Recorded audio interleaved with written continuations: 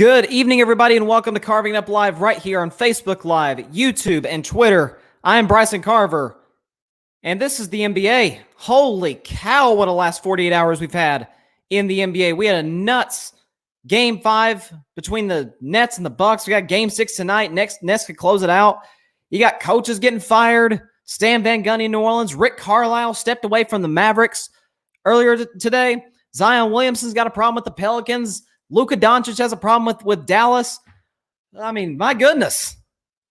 This is what I love about the NBA. This is what I love about sports. I love it when we have revolving news cycles like this. I don't even know if I have time to get into it all. I'll probably have to talk about some of this tomorrow. But I'm definitely going to talk about the two games last night. Philadelphia with the absolute, I guess, most inexcusable loss in the postseason thus far by any team, as they lost a 26-point lead to the Hawks. I'll start the show with that. Also, Pandemic P was playoff P last night. My goodness, could not have asked any more from Paul George and from the Los Angeles Clippers without Kawhi Leonard last night on the road in Game 5 against the Utah Jazz. Also, LeBron tweeted yesterday. He had a thread of tweets about the NBA as regards to in regards to the injuries that we've seen this season, in specifically soft tissue injuries. I'll get into that later on in the show and why I think he is absolutely spot on. But let's start with Philadelphia and Atlanta. Man, I had Philadelphia winning in 6 games. Obviously, that's out the window now. But let's just call last night what it is on the part of the 76ers. That, my friends, was the very definition of a choke job. That was a choke job by everybody involved with the Philadelphia 76ers. Now, I don't want to take credit away from Atlanta. Trae Young, my goodness. Another big playoff game. Gave you 39 points last night. Gallinari stepped up. Collins stepped up. Capella stepped up. Everybody in Atlanta, everybody wearing a red jersey in Philadelphia last night played big. Credit the Hawks. Credit Nate McMillan. Down 26. I got to be honest with y'all. I always pride myself on being 100% real with y'all. I watched that game in the first half, and I turned it off for the next quarter and a half. I did not even watch the game for the next quarter and a half until I'm just checking my phone, and I'm like, oh, okay, Atlanta's cut this to 10. Okay, let's see how this plays out. I'm like, okay, Philly will take care of business. They'll go back up by 20, and it'll be over. Similar, kind of like Game 2. Atlanta made a little run there, but Philly kind of shut them out. So I'm like, okay, let's Philly's gonna do their thing, and Embiid's gonna. And they lose the game. They give up 40 in the fourth quarter, 40 points. A so-called great defensive team gives up 40 points in the fourth quarter. The only two 76ers to make a shot in the second half were Joel Embiid and Seth Curry. Ben Simmons didn't. Tobias Harris didn't. Korkmaz didn't. Nobody. Shake Milton didn't. Dwight Howard didn't. Nobody did except Curry and Embiid. Now, I will criticize Tobias Harris because, and listen, 2 for 11 from the field, 0 for 3 from 3 in 38 minutes and gave you 4 points. That's unacceptable. You're the third best player on the team. You got to give more than 4 points, man. Joel Embiid was not good in the fourth quarter for a second straight game. This is 2 straight games that the 76ers have blown double-digit leads. And not just double-digit leads. They were up by 18 in Game 4 against Atlanta and lost. Embiid went 0 for 12 in the second half. And then last night, they were up, ladies and gentlemen, they were up by 26 points. They were up by 26 points and lost the game. Now, Doc Rivers, and I love Doc. I really do. He's one of my favorite coaches in the league. But we got to be honest here. This is the 11th time in Doc Rivers' playoff career as a head coach that he has blown a double-digit lead. That is by far the most of any coach in the past 25 seasons. So this is not a fluke. This is who he is in the playoffs. As great of a coach as he is, he's got a ring back in 08 with the Celtics. He's a great coach. But there's something about, I don't know if it's lack of adjustments. I don't know if it's the lack of having guys on their toes the entire game, letting them know that, hey, as the old Yogi Berra term goes, it ain't over till it's over, right? I don't know what it is.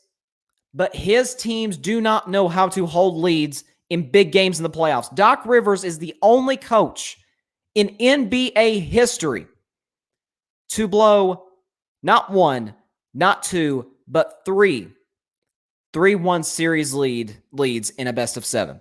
He did it back in Orlando with the Magic. Tracy McGrady was talking about, I can't wait to go to the second round. Lost 3 straight.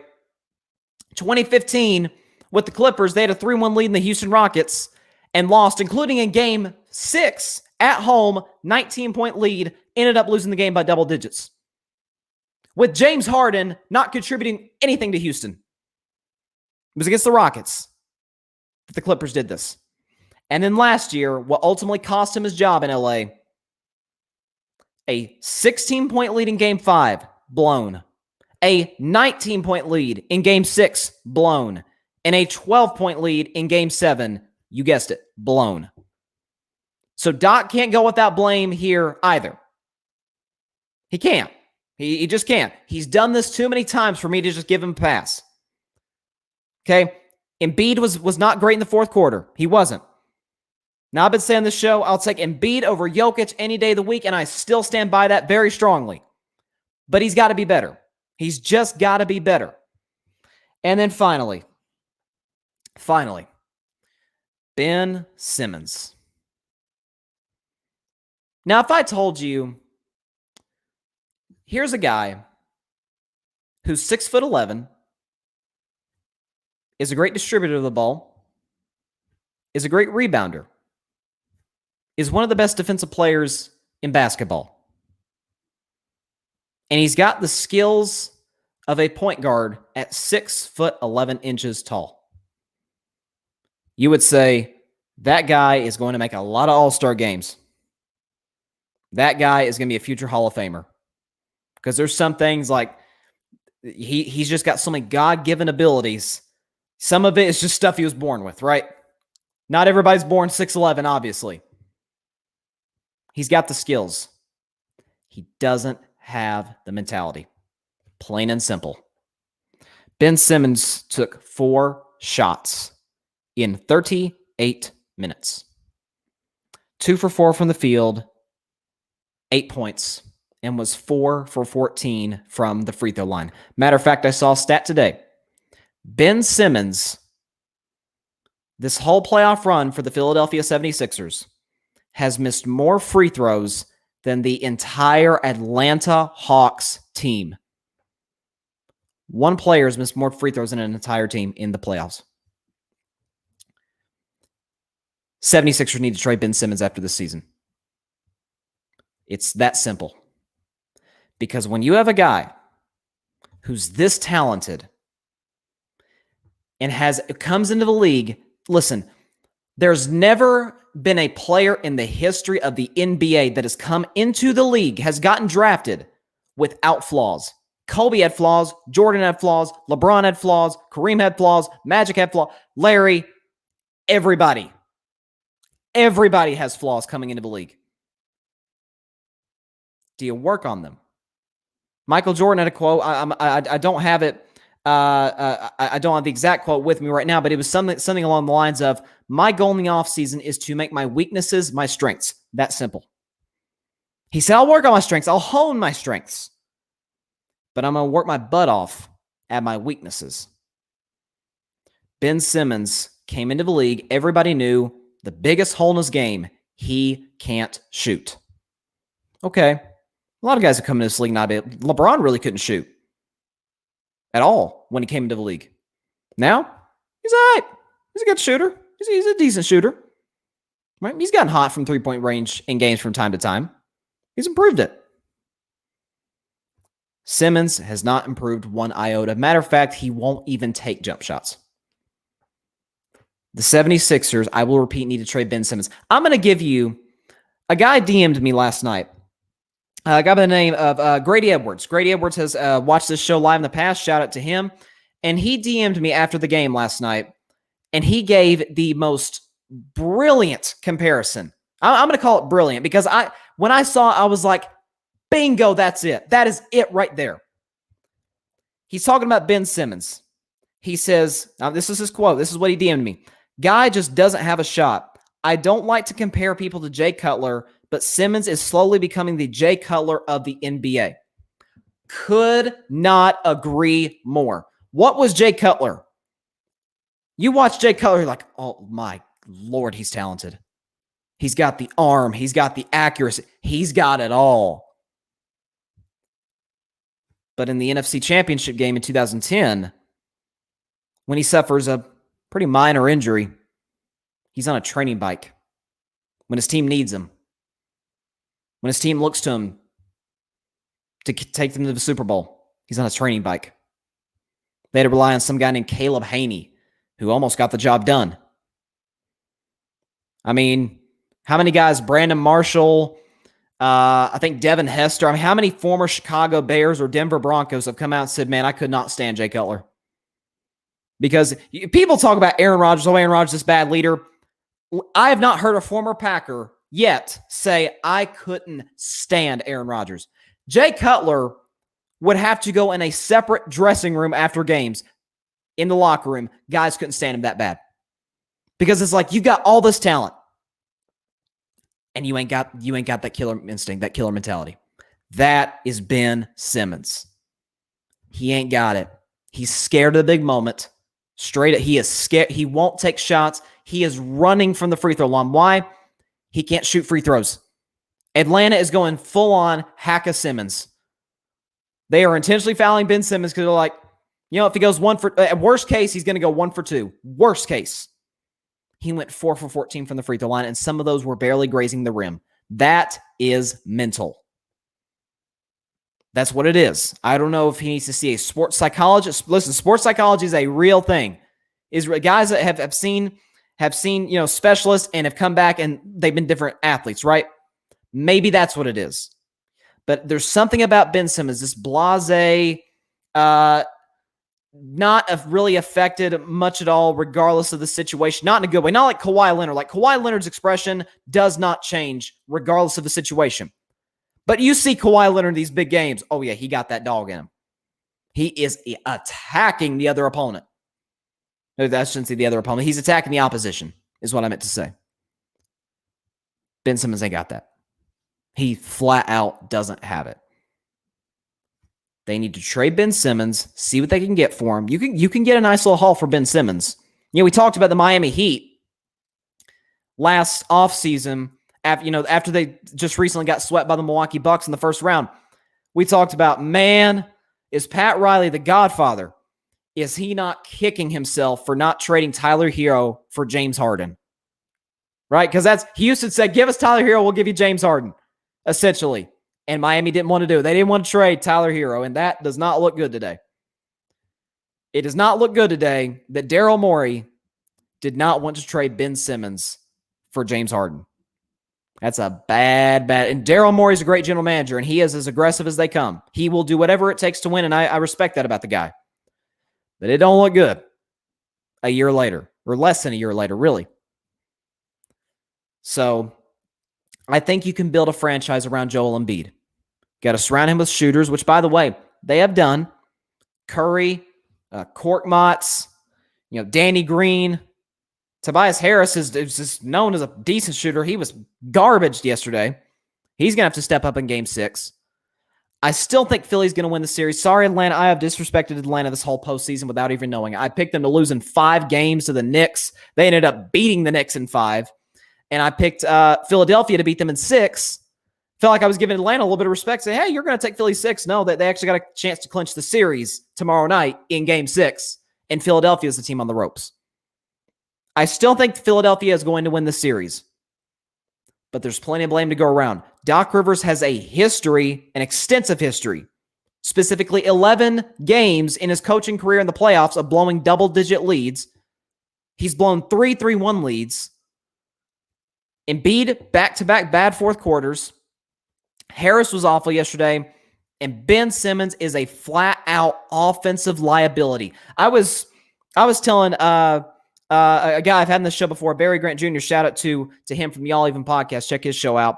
I was telling him last night, I said I would take Draymond Green over Ben Simmons in a big game. Ben Simmons is 10 times more talented than Draymond Green. Athleticism, he's bigger, he's faster. He's got way more natural, God-given athletic abilities and basketball abilities than Draymond Green. But Draymond is not scared of the moment. Draymond knows his role. Draymond's going to do whatever it takes to win. And Draymond ain't shooting no four. Listen, Draymond is not known for being a great shooter. Obviously. Draymond ain't going no 4 for 14 from the free throw line. I can guarantee you that. Like I said, most inexplicable, unacceptable loss by any team this entire postseason that the 76ers just suffered last night to that resilient team in Atlanta. I mean, props to the Atlanta Hawks for getting it done, but if you're such a great defensive team, you cannot give up 40 points in the fourth quarter. You just can't. You can't have two players on your entire roster who made a shot in the second half. Two.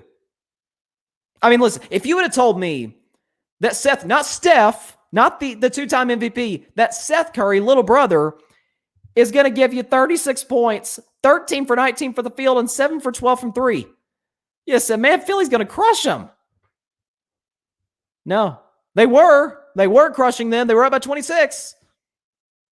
They don't know how to close. I still think they'll win the series, although I don't feel good about that at all. I think Game 6 is going to be tougher than a possible Game 7. But most unacceptable loss of the entire playoffs, that award thus far goes to the Philadelphia 76ers for last night's Game 5. And this offseason, regardless of what happens, if Philly loses the series, if they go on to the Eastern Conference Finals and lose to either Brooklyn or Milwaukee, if they go to the NBA Finals and lose to the Western Conference champion, they need to trade Ben Simmons. They have to. They have to. So let me move on now to the second game. Listen, like I said, this has been the craziest 48 hours in the NBA that we've had in a while. I mean, I don't even have time to get some of these. Chris Paul is out indefinitely with COVID. I mean, like what? Like this guy cannot catch a break. This guy cannot catch a break. He's out indefinitely with COVID. The Suns are now in big trouble. They go from my Western Conference favorites to, man, I don't know if they can get more than 2 games against either the Clippers or the Jazz in the Western Conference Finals. You've got Kawhi Leonard, who could be done for the playoffs with an ACL injury. At least that's what the Clippers fear. They can't even test it right now because it's so swollen. So that's a bad, bad sign for the Clippers. Although, again, I'll get to their win last night. You got Zion is unhappy with the Pelicans. You got Luka's unhappy with the Mavericks. Rick Carlisle left. Stan Van Gundy was fired. Scott Brooks was fired. I mean, what am I missing anything? I mean, my goodness. I think there's like 6 or 7 head coach openings right now. Man, it's been crazy. So let me get to the Clippers last night. Now, we all know about the Los Angeles Clippers. They have it's in their DNA. If they don't suck, which they did for years under the disgraced owner Donald Sterling, if they don't suck and they're pretty good, Lob City, last year with Kawhi, Paul George there, they'll find a way to screw it up. It's what they do. It's what they do. Last night was the very opposite, the exact opposite of the Los Angeles Clippers. So we're thinking 2 blowout wins in games 3 and 4 against Utah. They've tied the series. And then all of a sudden we get the news Kawhi is out for game 5, very likely done for the rest of the series. And there's a possibility he could be done for the entire playoffs. And so we're sitting back like, man, it's it again. The Clippers curse.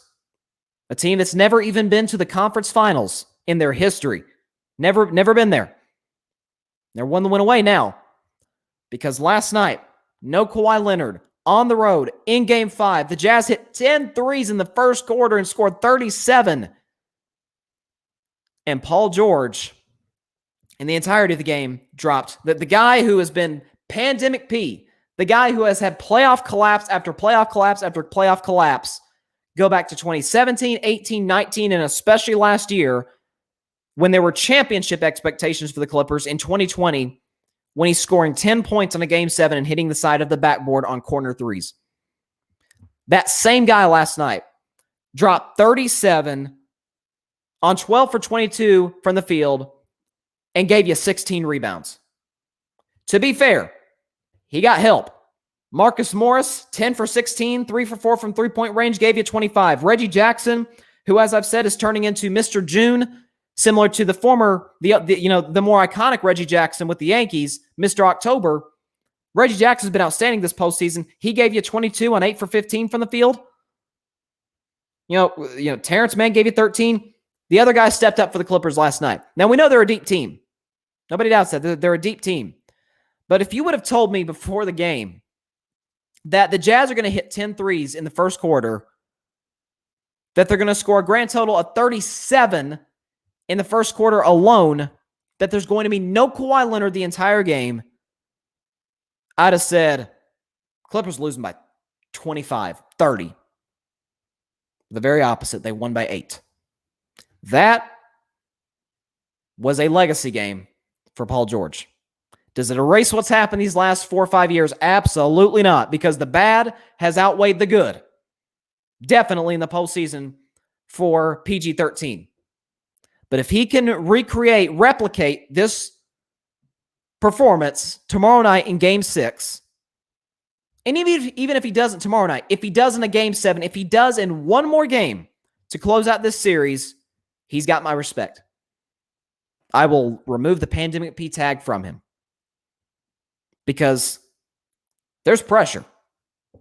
Your best player's gone. Your best player, who has been the best player, either him or Kevin Durant, it's close, this entire playoffs, is gone for the series most likely.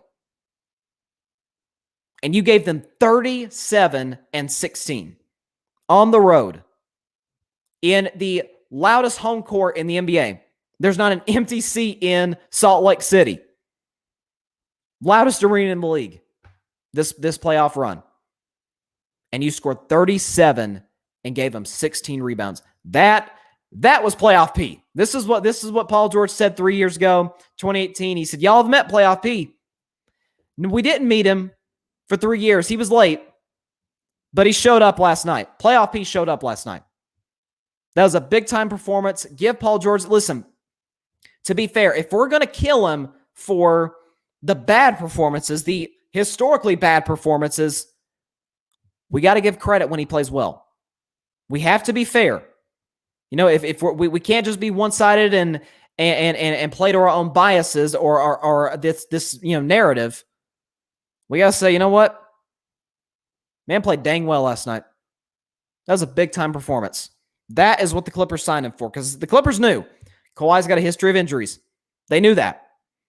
And they're like, we got to get Paul George to get Kawhi over here. There's never a guarantee Kawhi's going to be healthy, even come playoff time.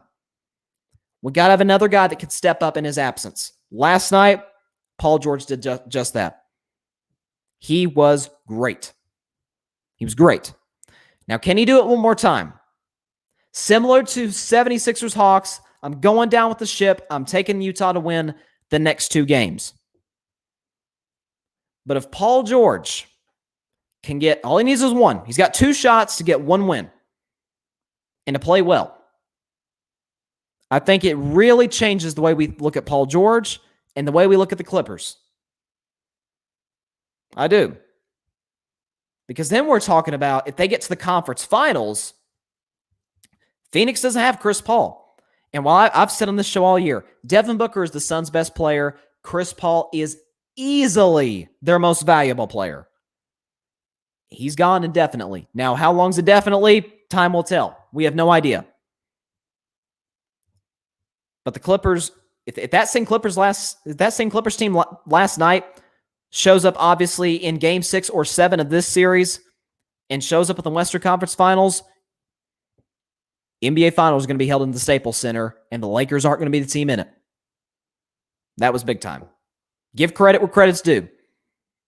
I got to be fair on this show. When a guy plays like garbage, like Ben Simmons, like I just talked about, he's going to get blame. He's going to get crap for it. Because there's expectations. He's got to live up to them.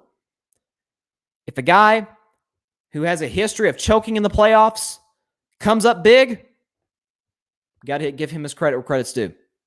Because he did what I did not expect him to do. I did not expect that from Paul George. At all.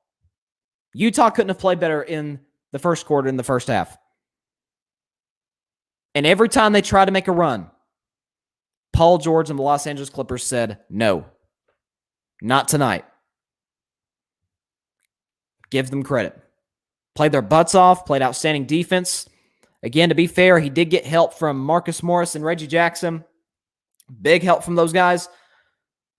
And by the way, give credit to Ty Lue. Ty Lue, we're talking about, I was talking, about the Nets-Bucks series and how I think Mike Budenholzer is gone if they lose the series.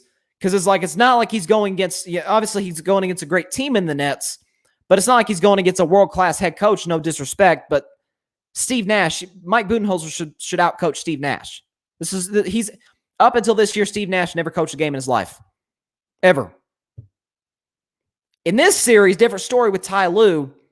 He's going head-to-head in a chess match with Quinn Snyder. Quinn Snyder is absolutely one of the best coaches in the league. Absolutely. And Ty Lue has made all the right adjustments.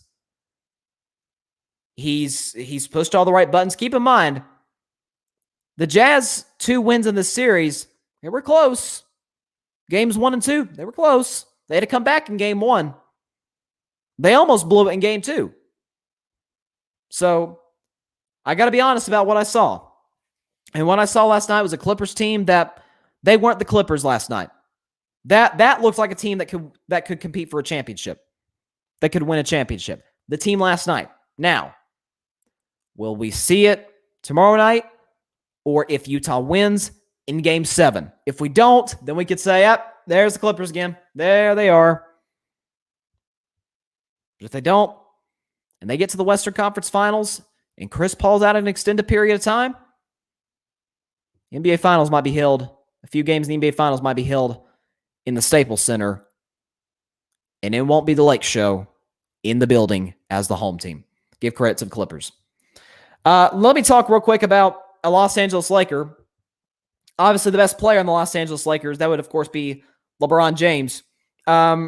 We've seen more injuries this playoff run than ever. I'm not joking. As far as star players, more than ever. LeBron tweeted yesterday, he said, quote, "They all didn't want to listen to me about the start of the season. I knew exactly what would happen. I only wanted to protect the well-being of the players, which ultimately is the product and benefit of our game.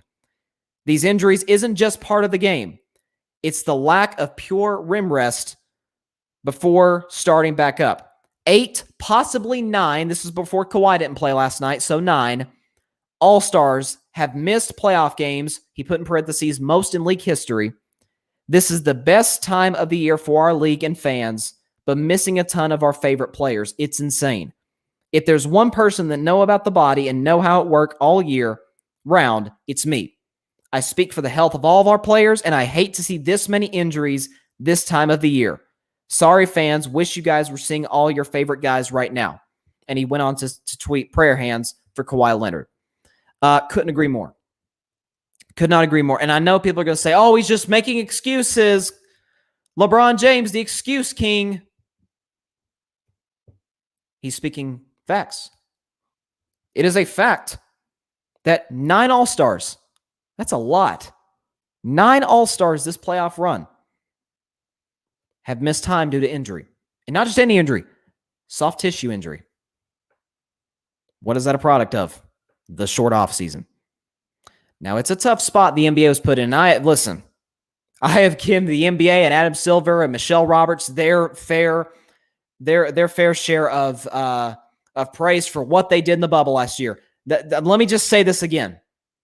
In a bubble in Walt Disney World Resort in Orlando, Florida, the players got there, all the teams that were invited to the bubble, 22 teams. Now, obviously, that shortened as the season went on during the playoffs, of course, but 22 teams arrived in about mid-July. The season concluded 3 months after that with the finals. Not one positive COVID test. Not one.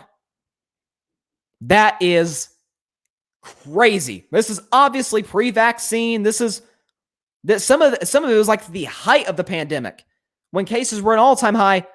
Not one positive COVID test by the NBA. Give them all the credit in the world. And I get they were put in a tough position because what are they used to? The season concluding in June with the finals, and it comes back in October, mid to late October. Yeah, that's what they're used to. And they had a lot to deal with the pandemic, more than any other league. Because baseball season hadn't started yet. And the NFL, their season had just concluded with the Super Bowl. The NBA was put in the toughest position. And they did an outstanding job. And with this pandemic, I mean, especially early on, what was the kind of my motto? There's no right answers. Like, as far as how to handle certain situations, as far as, reopening businesses or starting leagues back, there's always going to be the risk, right? That was always going to be a factor. Is it worth the risk? The NBA said yes, and they could not have done a better job. The season concluded on October 11th, 2020. Lakers beat the Heat in Game 6 of the Finals. It restarts on December 22nd, 2 months and 11 days later, with the Lakers playing the Clippers on opening night. A 2-month off season, basically. And we're seeing with the teams that made deep runs, Kawhi, injury, Jamal Murray, ACL, non-contact, by the way. I saw Jamal Murray's injury live, non-contact. LeBron, ankle. Anthony Davis, all kinds of stuff. Now, some of that was completely on Anthony Davis and not the bubble for just flat out not working out. I mean, Draymond Green basically said, yeah, AD didn't work out in the offseason. Some of that's on AD. But all these star players that have gotten hurt, why? They didn't get enough rest. Their body's enough time to rest. The human body needs rest, especially after a long season. And nobody, listen, LeBron said it himself, nobody knows better than him about how an NBA player, how a professional athlete needs to take care of their body. Nobody knows better than this guy in the NBA. And so I'm going to use like kind of an Aaron Rodgers quote when he was talking to Kenny Mayne of SportsCenter about the Green Bay Packers about a month ago. And the problems going on there. Aaron said, it's about the philosophy. It's about people. He basically said the organization doesn't understand that this is about people. The NBA, and listen, Adam Silver is by a country mile the best commissioner in sports. I mean, Rob Manfred, and some of this isn't Rob's fault. It's just, some of it's just the history of the game of baseball, is dealing with cheating scandal after cheating scandal after cheat. Roger Goodell has got all kinds of stuff that we won't get into in regards to the NFL and the lawsuits that have been filed against the league. Adam Silver is the best commissioner in American professional sports by a mile. But he messed up on this one. You say, well, Bryson, some people would have lost jobs if they hadn't started when they started. Millions upon hundreds of millions of dollars would have been lost by the NBA if they didn't start when they did. And my response to that is, obviously, that sucks. And like I said, no right answers. But who's the people making those money? That money? Who's the people bringing in those dollars and those millions and millions of dollars? Who's the people that make the show go? It's the players. And when the players aren't there, who cares about the NBA? Right? Somebody, I can't remember who it was saying, can you imagine if we get like a Jazz Hawks finals? Nobody's going to watch. And there's a lot of good young players, Donovan Mitchell, Trae Young. Nobody's going to watch. Why? The superstars aren't there. Right? That hurts. How many superstar players were missing this season? And especially last season, you had Steph was out, Clay was out, KD was out, Zion was out. You had so many star players that missed time due to injury last year. It hurt the ratings. It cost the NBA money. In some regards, that's been the case this year. Not as bad as last year because obviously they've gotten fans back into arenas big time for the playoffs, which is great. But it's all a matter of people. You got to protect your players because if your players aren't out there, you don't have a league. The players are the league. They're the people that run it. It's about the people. And so, obviously hindsight's 2020 now that they've got a month left of the season. But it's starting to look like maybe they should have done more like a kind of like the lockout back in 2011, 2012 when the season didn't start till Christmas. Do like a 50, 60 game season. Do something like that and start in January or February. LeBron said start Martin Luther King Day. Start in the middle of January rather than late December. So he still would have barely gotten 3 months rest, the Lakers and the Heat. And instead, they started in December around Christmas, only a 2-month break. And we're seeing the results of that. And by the way, that could carry into next year. Jamal Murray isn't going to be ready for the start of the season. Right? You've got Kawhi Leonard, very well might not be ready for the start of the season. So you got these situations where, this could carry into next year. I understand they would have lost more money. I get that, and the NBA at the end of the day is a business. But when your guys are getting hurt at the rate that guys have been getting hurt this year all season long, and especially in the playoffs, LeBron told you 9 All-Stars have gotten hurt and missed time with injury. What does it matter? If you don't have the stars out there, you don't have a league. You don't have a product to give to the fans, to give to these television networks. Without the players, the league's nothing. So that's something the NBA's got to look at moving forward. Certainly, hopefully, we never have any more pandemics.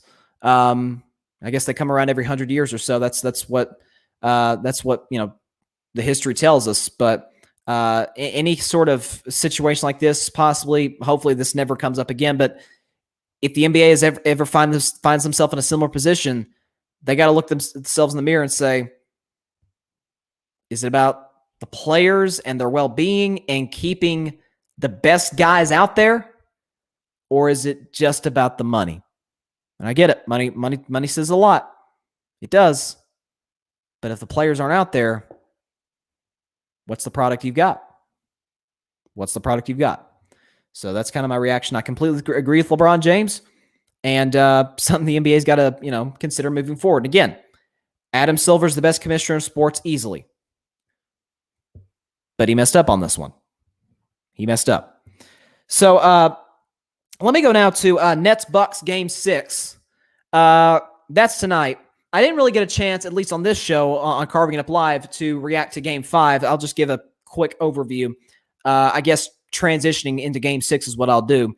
So obviously Game 6 tips off tonight. Let me check. I believe it tips off in about 2 hours from now, 8:30 Eastern, 5:30 Pacific on ESPN. Vegas favors the Bucks minus 5.5. I think Milwaukee's winning tonight. Obviously Kyrie's out. Listen, if KD does tonight what he did in Game 5, the series is over. So let me just real quick talk about Kevin Durant and what he did in Game 5. That was the greatest performance of Kevin Durant's career. Without a doubt. Without a doubt. He had a lot of great games in OKC. He had a lot of big games, a lot of big finals games in Golden State. Most specifically, those back-to-back Game 3s in Cleveland where he hit the dagger shot. He was great. He told you 2 years ago, I'm Kevin Durant. Y'all know who I am. Y'all know who I am. We know who he is. He, in my view, is the greatest pure scorer the game has ever witnessed. I will repeat, a 7-foot guy who can handle the ball like a point guard, who could shoot from anywhere on the floor, fade away, he can get to the rim, he's a 90% free throw shooter, he can shoot the three, he can shoot the mid-range, he could shoot off the dribble. It's not fair. It is not fair what Kevin Durant can do on the basketball floor. And I said going into Game 5, I said, listen, I think KD is the best player on earth. with no disrespect to LeBron. I think LeBron's 3 behind Steph and Kevin Durant. But I said, look, this is going to be the first time in KD's career, at least in the last 8 years, that he's going to take the floor in the playoffs, and he is not going to have the better team on the floor. Kyrie's gone. James Harden initially was going to be gone. He might as well have been. He gave you 5 points on 1 for 10 shooting in 46 minutes. Okay, he was – that did not look like James Harden. I mean, even, obviously the injury clearly, factored into that. Of course, we're not going to, just kill James Harden, but he was awful. So he basically had no James Harden. He had 5 points, okay? So he basically had no James Harden. No Kyrie. We said, this is, this is his moment. He's got to have a LeBron 2018 style game in order for the Nets to win. And I hate it when the media throws out the term, this is a legacy game. That was a legacy game for Kevin Durant. That was one that we'll look back. We were going to look back and say, okay, he had the inferior squad. In OKC, he had Westbrook and Harden. And then he had Westbrook, and that was enough to win a lot of playoff series in OKC. And then he had Steph, Clay, and Draymond and Iguodala in Golden State. And then he had Kyrie and James Harden. And so now it's like, okay, you're the man, and you're not going to get a lot of help. Now, we didn't anticipate Jeff Green was going to give you 27 off the bench, 7 for 8 from the three-point line. Didn't see that coming. So he had to get help from somebody, and Jeff Green was that somebody. But for the most part, we were like, listen, you are going to have to carry this thing in order to give your team a chance. He could not have been better. 49 points. I know he was pissed at himself that he didn't get to 50. He missed the free throw at the end that could have given him 50 points. 49 points, 17 rebounds, 10 assists. Gave you a triple-double and played every minute of the game. Played from tip to the final buzzer. Greatest game of Kevin Durant's career. When you consider the circumstances, best game of his career. He put up a stat line that even LeBron has never put up.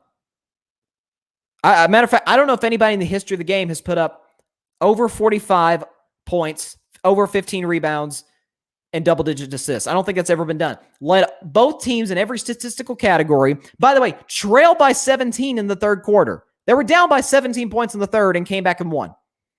So Kevin Durant, best game of his career. Without a doubt. You consider the circumstances, I didn't think it was going to put a big dent in Kevin Durant's legacy, but it was we're going to remember, regardless of what happens, what you did when you had the inferior squad for the first time in a long time. And he couldn't have been better, and that is a game that we'll remember, especially if the Nets win the series. Now, the series isn't over. Again, I had Nets in 7 before the series started.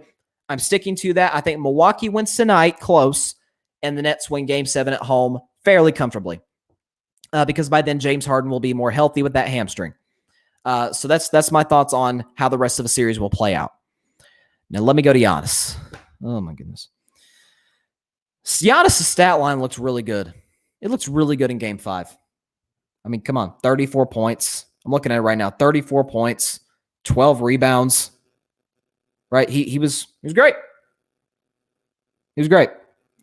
Shot over 50% from the field. Shot 50% from 3. I don't really want Giannis taking that many threes because he's a bad shooter, but had a nice night from 3. But it's once again one of those games where you're like, man, he just ain't that dude. He thinks he's Kevin Durant, and he's not. The turning point of that game, and I swear to y'all, I'm watching this game live, and Grant Hill said it right as it was happening, and so was I. I'm thinking, oh my goodness. The game is tied at 104. Under 2 minutes left. Milwaukee was down 4, and they got back-to-back buckets, tied the game. Now they got the ball, chance to take the lead, put some even more pressure on Brooklyn. Giannis has the ball down low. Who's guarding him? James Harden, that's who. Now, James Harden is not just not known for being a good defender. He's known for being a pretty bad defender, pretty awful defender. Add to it that he's 6'5" against a guy who is 6'11". Add to that he's on one leg, that he's got a hamstring issue, that he wasn't even supposed to play Tuesday night. James Harden waves off the help defense inside. So now you've got Giannis with James Harden on his backside with nobody in the paint. You would think Giannis would just drive right by Harden and dunk on somebody. The late help, whether it's Blake Griffin, KD, somebody. Giannis shoots a fadeaway. By the way, can we add to this? James Harden and Giannis, and I feel like it's been kind of underreported, James Harden and Giannis don't like each other. They've taken little shots at each other, sometimes big shots at each other for the last few years. James Harden went so far as to say, man, if I was 6'11", I could just run up and dunk and put up the numbers Giannis is putting up. He completely just took a complete shot at Giannis about a year ago. That's a guy guarding you, Giannis. He's 6 inches shorter. He's on one leg. He's a bad defender when healthy. And he's disrespected you over the last 2 years. And there's no help protection in the paint. And you shoot a fadeaway. You don't drive it and dunk on somebody's head. You shoot a fadeaway. And to cap it off, Milwaukee's down 2, and for all of my criticisms of Mike Budenholzer and his lack of playoff success, going back to Atlanta and now in Milwaukee, for all my criticisms of him, he drew up a perfect play for the Bucks. Perfect. Middleton's got the ball. Chris Middleton's got the ball and makes a nice little nifty pass to Giannis in the paint, and he'll have like a wide open shot at the rim from 2 feet. And it goes right through his hands. The ball goes right through Giannis's hands. And that's basically the game. And to even put a bigger bow on it, after the game. Now, correct me if I'm wrong, people out there watching or listening. There's another game in the series, right? Like, it's best of 7, not best of 5. First one to 4 wins the series. Well, Brooklyn's got 3 wins. They don't have 4 yet. The series is not over. After the game, you know what Giannis said? He said Kevin Durant's the best player on the planet. Is he right? Darn right. Been saying it on this show for a year. But the series isn't over. That is, in a sense, waving the white flag. That is saying you had, obviously, a historically great game. I came up small in the final 2 minutes, and I'm going to go ahead and wave the white flag. You're the best player in the world. And the series is not even over. Milwaukee just has to win 2 straight games. They don't have to come back from 3-1. They just got 3-2. How many teams have come back from 3-2? Countless. There's been plenty of teams that have done that. Milwaukee's just got to win 2 straight games. And you just go ahead and call him the best player in the world before the series is over. He ain't that dude. He's just not. Giannis is not that dude. Now, tonight, listen. If the Bucks lose tonight, I don't think they will. But if they lose tonight, Budenholzer's gone. I mean, Budenholzer is gone. And the Bucks will have to really look at themselves because they're like, at least when they lost to the Raptors, they had a 2-0 lead and lost 4 straight to go home in the Eastern Conference Finals in 2019. But at least 2 years ago, they lost to Toronto. They're like, you know what? It was the first year of Mike Budenholzer in Milwaukee. Giannis won the MVP. We go from losing in the first round the year prior to getting to within 2 wins of the NBA Finals. We've got something here that we can build on. So they said, we're going to run it back. They come back in 2020. They lead the league in wins for the 2nd straight year. But then they take a step back, a pretty big step back, and lose in 5 games, a gentleman's sweep to the Miami Heat last year in the bubble, in this Eastern Conference semifinals. And so what they say, okay, we got to get better. Giannis signs the long-term extension. And so guess what? We're going to go and get him a 3rd borderline star player, Drew Holiday, who was not great in Game 5. We're going to go get Drew Holiday. Guess what? Also, we're going to get you a shooter, Brent Forbes. Hey, guess what? We're going to get you a guy who, if you're not taking the best player, if you're not guarding the best player, well, he can. PJ Tucker. Can knock down the corner 3 occasionally. And it could be the exact same result as last year Just took longer to do it, losing the second round. Giannis, tonight, you got to guard Kevin Durant. No excuses. You got to guard Kevin Durant. Last year, you were the Defensive Player of the Year. Giannis is on a list of 3 players in NBA history that have won an MVP and a Defensive Player of the Year award in the same exact season. You know who those other 2 guys are? A fellow by the name of Hakeem Olajuwon, one of the greatest big men ever. And this guy, it was Michael Jordan. That was his name, Michael Jordan. He was okay at basketball. Those are the only 2 guys on that list. Giannis, all series, has not guarded Kevin Durant. Tonight, he's got to. If you're a Defensive Player of the Year, you got to guard KD. Because, obviously, we all know Harden is nowhere near 100% healthy. I think James Harden will give you more than 5 points on 1 for 10 shooting. I would hope. But he still won't be great. Kyrie's out. You got to take the best player in the world, in your words. You got to stop him, or at least limit him. Make it tough on him. Do it. Listen, PJ Tucker, KD's going to get his 28 points at the very least, just like he did in Game 4. He was inefficient. He'll still get his 28. You can't stop KD, but make it difficult on him. Make him work for it. Try to wear him down. He just played 48 minutes the other night. He just played 48 minutes. So he's not going to have, a full tank going into Game 6. Wear him down. Do what PJ Tucker did in Game 4. Wear him down. You got to guard him. There's no excuses anymore. Your team is healthy, much healthier than the other team, I might add. You've got home court tonight. You have to win tonight, or there's going to be a lot of turnover in that Bucks organization. A lot of turnover. So I can't wait to watch Game 6 tonight. I feel like tonight, Game 7, different story, but tonight there's no pressure on the Nets. They're just coming off an emotional Game 5 win. Obviously, there's not as much pressure on KD, whereas Milwaukee, you're like, the other team is not close to as healthy as we are. We're at home. We just blew a 17-point lead in the previous game. Our coach is on the flaming red hot seat. Now, it ain't just hot. It's on fire. We better win tonight, or there's gonna be a lot of turnover in Milwaukee. So, man, you want a lot of pressure, but Giannis, he's not that guy. He's just not that guy. He's not KD. He's not LeBron. He's not Kawhi. He's not Steph. Heck, I would even say he's not Damian Lillard.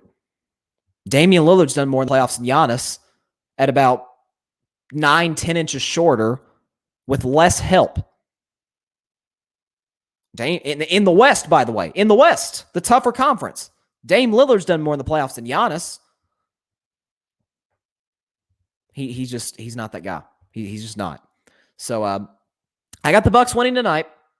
If they don't, then I think they'll win tonight, though. And Brooklyn will win Game 7, as I predicted before the series started. And then we're in for a crazy Eastern Conference Finals, whether they play Atlanta or whether they play Philly. Let me finish the show by talking about Zion Williamson. A report came out today, right, a few minutes before noon Eastern, that I keep saying Giannis, that Zion and his family, it ain't just Zion, it's, we're getting, mom and dad, family have issues with the New Orleans Pelicans. Now, I think this goes back about 2 years. Remember the draft lottery back in 2019 when everybody's like, man, the Knicks going to get the number 1 pick, they're going to get Zion, and the Knicks got the 3rd pick. And, Zion, didn't seem to be too thrilled about that. And it turns out the Grizzlies got the 2nd pick, and that obviously meant the Pelicans got the 1st pick. And Zion didn't look, listen, his body language, his facial expressions, he didn't look too thrilled that he was going to New Orleans. Fast forward 2 years later, after the Pelicans just blew a game, it was a Sunday afternoon in April. Couple months back, they blew a game against the Knicks, and Zion is all smiles after the game, talking about the Garden, talking about the fans in New York, talking about how great of an organization it is. He don't want to be in New Orleans. Now let's talk about the Pelicans for just a second, because the family's issue is this is kind of a dysfunctional franchise and not one that treats its players very well. Let's look at the last 2 years. Anthony Davis wanted out.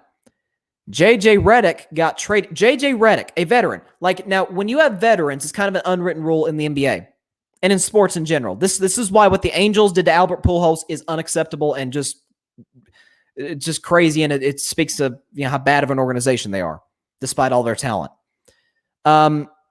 It's kind of an unwritten rule. If you have a veteran player and you're not that great of a team, you're not going to win a championship, and you trade your veteran player to a championship contender. You do him a service. You say, you know what? Thank you for what you did here. We're going to give you a shot to maybe go out and win a ring. That's just what you do. It's the respect for the guy, what he's done in his career. That's what you do. You show the guy his respect. JJ Redick knew he was going to get traded by the Pelicans this year. And so he said, trade me to Brooklyn so I can be closer to my family. What do? They trade him to Dallas. And JJ Redick came out after that and said, this is a bad organization. They have a history. And, JJ Redick's a pretty outspoken player. They have a history of doing this with their players. And Zion recognizes that. And he's 21 years old, just completed his second year, just made the All-Star game. He's putting up excellent offensive numbers. And he's seeing, okay, since I've been here, they fired 2 head coaches. Right before I got here, the best player in our franchise's history won it out bad. And one of my best friends on the team, JJ Redick, they were very close, said, could you trade me to Brooklyn so I could be closer to my family? And they traded him to Dallas, Texas. And so Zion's like, okay, this organization don't get it. They don't get it. So now what's tough about this is that I believe the Pelicans control his contract rights for the next 3 years. So that really throws this whole thing for a loop. I think Zion will be in New Orleans this year. I think he will. That is my early prediction. I think he will be a New Orleans Pelican this year. But he's not going to be there in the long term. We knew this, though, from the beginning. There's no way a guy this talented is going to spend his career. And it's not a shot. Listen, the city of New Orleans is one of the 5 best cities in America. It's awesome. It's just not a basketball city. New York is. Brooklyn is. LA is. Miami is. Bay Area is. But he wants to go to a basketball city. And I don't blame him. What we are seeing now from players, it started with LeBron. It continued to greater heights with Kevin Durant saying, I can't win in small markets. I'm too talented to be kind of wasting my career with an organization that maybe they draft well. Like Kevin Durant left to OKC. That's a great organization. Sam Presti is the best general manager in the league. But it's Oklahoma City. They're not going to get a big star player. So he's like, I can't win here. And so he leaves. LeBron in Cleveland, he's like, man, they can't get me anybody. They can't get me anybody. Let's go to Miami, where they've already got D-Wade, and we could add Chris Bosh and eventually add Ray Allen, who hit eventually the biggest shot in the history of the NBA Finals. He knew he could get help in Miami. He knew he could get help. So I just think when you have these young players, we're seeing with Luka, I don't even have time to get into Luka in Dallas. Dallas is doing a lot of things. Mark Cuban's doing a lot of things that is ticking Luka off. And I don't know what Mark Cuban's doing right now. Luka's got into multiple arguments with the analytics guy in Dallas. They do not like each other. And Luka loved the general manager, Donnie Nelson, who the Mavericks just fired today. So you've got, these young star players, they realize how good they are.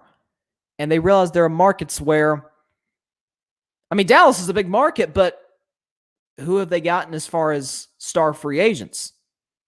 They don't really have a history of doing that.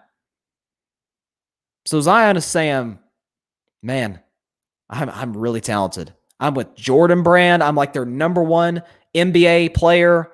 I've got my own signature shoe. I'm putting up big offensive numbers comparable to that of LeBron James when he first came into the league. I can't be wasting my career in New Orleans where they've won nothing, where Anthony Davis was just bet he didn't want nothing to do with New Orleans. JJ Redick doesn't want anything to do with New Orleans. They fired 2 head coaches the last 2 years in Alvin Gentry and Stan Van Gundy. I think he'll be a Pelican this year, but he is not going to spend the rest of his career in New Orleans. That we knew that before he was drafted. After the Pelicans won the draft lottery, we're like, man, there's no way he's spending his whole career in New Orleans. And the way he talked about the Knicks, you saw that, man, the Garden is great and the fans are great, and just playing in the city, New York. He wants to go to the Knicks. That's he made no secret about that even before the lottery. He's like, man, I kind of hope the Knicks get the number 1 pick. So that was a real interesting little storyline going into the offseason. So I don't blame Zion. I don't think Zion wanted to be there from the beginning. His family doesn't like it there. Doesn't like him being there. They don't like what they've done in regards to the head coaching hires and firing.